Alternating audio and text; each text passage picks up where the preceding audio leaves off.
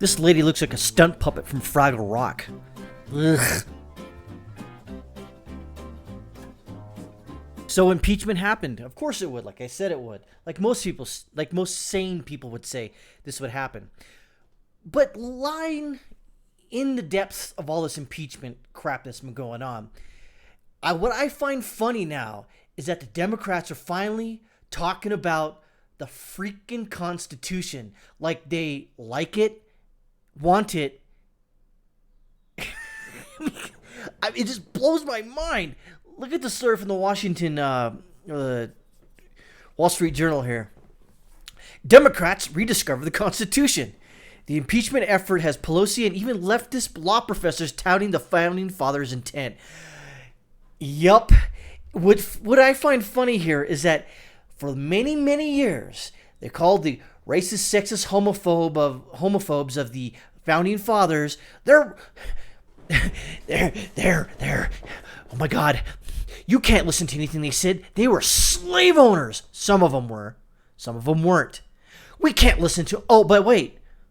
Well, wait. Let's see what Seth Lipsky has to say here. Because this is about 11 days ago. And I just found it funny that they tout the Federalist Papers and, all this other crap. And all of a sudden, they like the Constitution. But wait, what?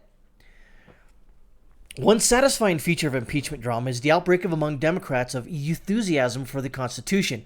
What a refreshing change from years past, when every time a conservative raised a constitutional point, the liberals would roll their eyes and complain that the right was trying to weaponize the national parchment.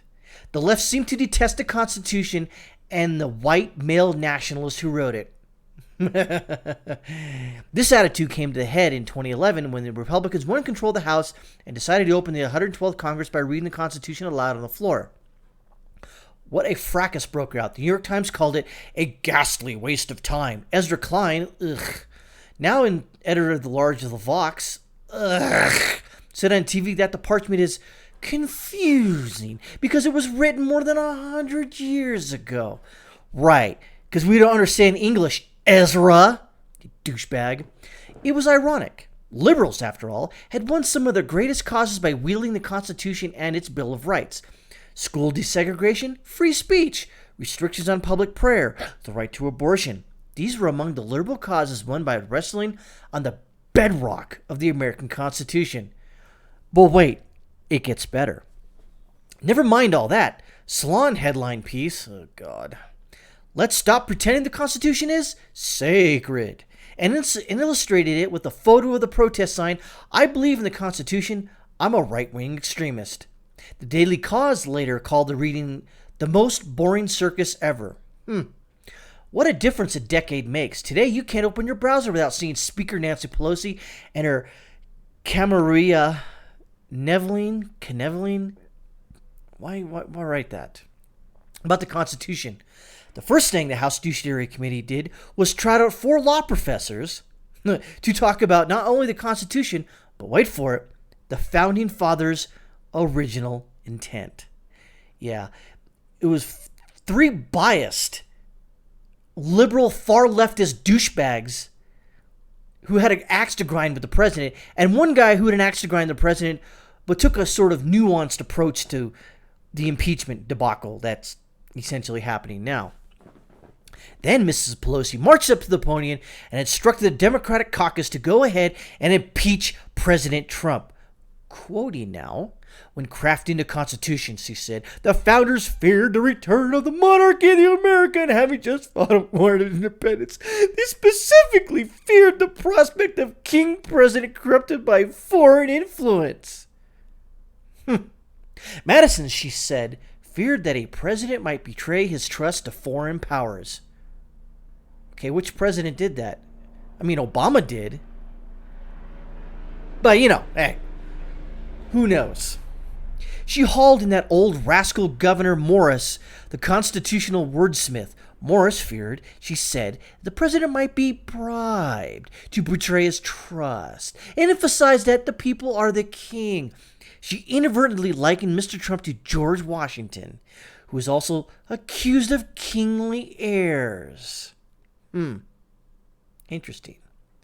She rattled on about George Mason. Oh, God, here we go with George Mason now, who insists that a president who procured his appointment in the first instance through improper and corrupt acts might repeat his guilt and return to power.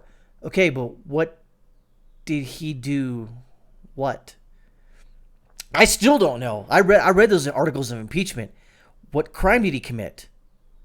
See, contempt of Congress or obstruction of Congress is not a crime.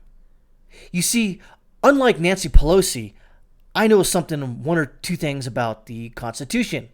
You see, the Constitution spells out that the three branches are co-equal. If you've got a problem with one branch, you go to the other. So in this instance, if Nancy Pelosi had a problem with the executive branch not giving them, quote unquote, witnesses to talk to, they should have went to the judiciary. But they didn't do it because they had to push this narrative through in 12 weeks and impeach a president, which happened last night. Mr. Trump's wrongdoing, Mrs. Pelosi averred, strikes at the very heart of our Constitution. Now she cares about it. I was waiting for this point. I mean, why now? Oh, yeah, because it's politically expedient. I get it. A separation of powers, throw co-equal branches, each a check and balance on the other. She may not have preferred any evidence, but it was nice to hear her quoting the Constitution in the Republican terms. Not Republican the party, Republican as in the form of government that we currently have. By the way, you douchebag Democrats, we're not a democracy. You see, if we're a democracy, you would kill every person that you disagree with because you, in some instances, would have the majority. And it goes back to the old saying, two wolves and a sheep deciding what they're going to have for dinner. That's a democracy. That doesn't work. There is no power or there is no process for the minority party, which would be the sheep. The Democrats have come a long way. I mean, it's just amazing that here we are with this guy here, this guy is the worst. I'm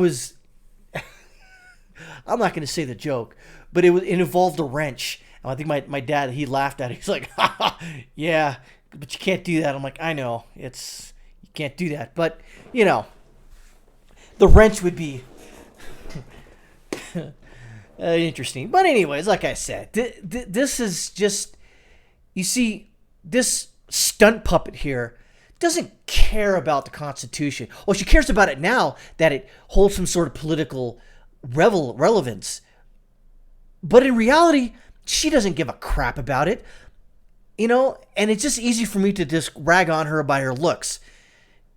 She's disgusting, okay? I don't care. She's a politician. She can handle this. She's a foul, disgusting, vile, vicious... Oh, my God. This woman here is by far the worst person in the country right now.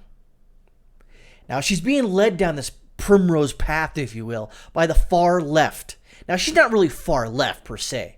I don't think she would go out there and try to murder my family because I don't agree with her far leftist ideology. But the people that she espouses, the people she supports, the people that run roughshod over her, do, in fact, want to kill myself and my family for not agreeing with their far leftist ideology, their socialist, douchebaggery, communistic ideology. And this is what come into effect. And of course, last night the impeachment went down party lines, as you thought it would. Why wouldn't it? Because there's no crime here. What crime? What high crime and misdemeanor did President Trump do? I'll wait. Oh, that's right, he didn't. And that's as much time the Democrats waited to start impeachment proceedings. What did he do wrong? What? Decided to use the Fourth and Fifth Amendment for due process? God forbid. And they even said that, well, the president using the Constitution, therefore he's guilty. Really?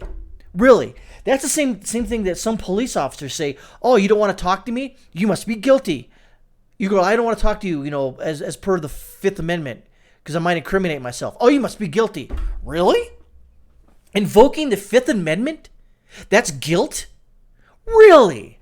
That's interesting. That is interesting. So I can't invoke the Fourth? I guess I'm guilty. What if I invoke the First? I guess I'm guilty of that. What if I invoke the Second Amendment? I guess I'm guilty of that. What about the third? So what? What do we do there? You see, this is just amazing that these complete unadulterated are running the House of Representatives. These people are the frickin' worst. I don't like them. I don't trust them. And by God, I hope to God, whatever God you profess or not profess to, that these complete unadulterated scumbags get put out on their come this November 2nd, 2020. And I will laugh for frickin' days. Because right now, they like the Constitution. But come November 2nd, 2020, they're not going to like it very well. That's all I got to say about that. Lazzle out. This lady looks like a stunt puppet from